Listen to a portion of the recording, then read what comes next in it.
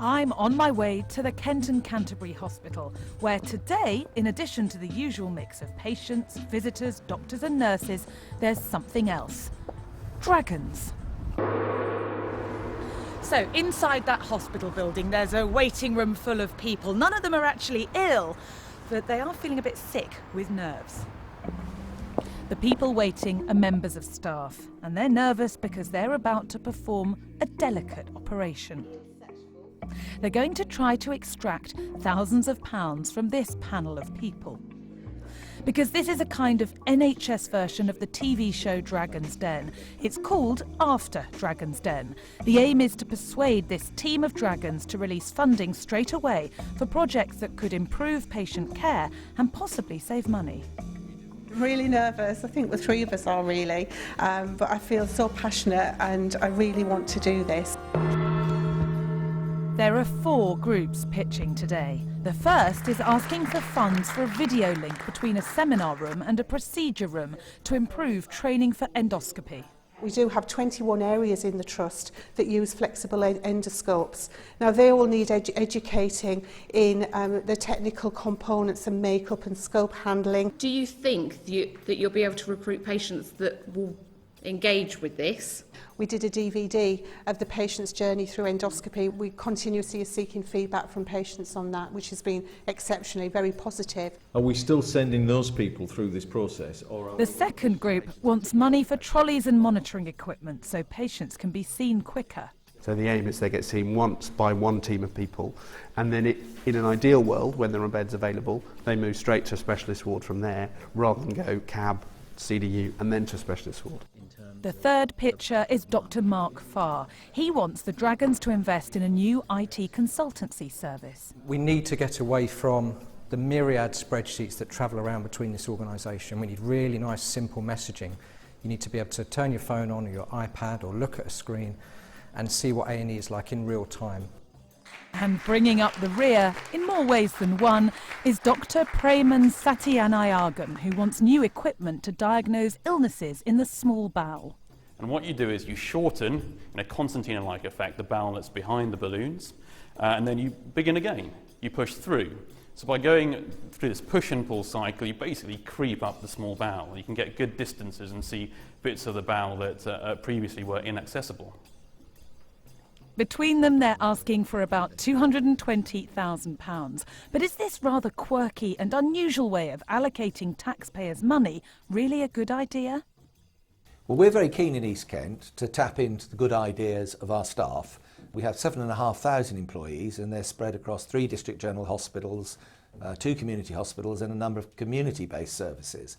So casting our net out and saying to people, you deliver the service every day, how do you think you could do it better? And if you've got a good idea, come and talk to us because we might be able to support you to make that change, I think is a really good idea. Just like the TV show, pitchers have 10 minutes to convince the Dragons. If they do, the cheque is presented to them straight away, which in a large organisation famous for red tape and bureaucracy is quite something. You are spending or committing to spending a lot of money there and then. Do you worry that you're going to waste money doing that, being too hasty? We do commit, but we commit on the basis that the details of that expenditure is then worked through with the divisional director. But we also hold the people to account for making sure that investment is used wisely. And we do post-project reviews. So we look at it and say, did the thing actually deliver what we wanted it to deliver? So have the projects delivered? The Trust here at East Kent has been running After Dragons Den for 3 years, long enough to see if the facts and figures actually stand up. We've seen about £1 million worth of projects, and as I sit here today, we've had about a 100% return on that. So we've actually saved approaching £2 million. And then they get the dictaphone, press the red button, and it records, and you can see it's recording on there. One idea that's made a big saving is digital dictation, pitched by Vicky Hughes when she was a medical secretary. Now consultants record patients' notes onto computers instead of old tape machines. It brought our typing turnaround times from sometimes 4 weeks, not everything, urgents were done much quicker than that, down to about 4 days and then down to 2 days, which improved things. The secretaries really liked it, and the doctors really liked it once they got used to it.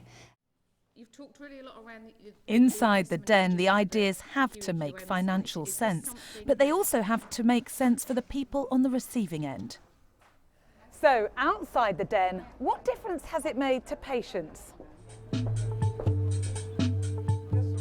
Capsule endoscopy is basically a camera in a pill, filming your insides as it passes through and transmitting the pictures to a video recorder attached to the patient. It's very small, isn't it?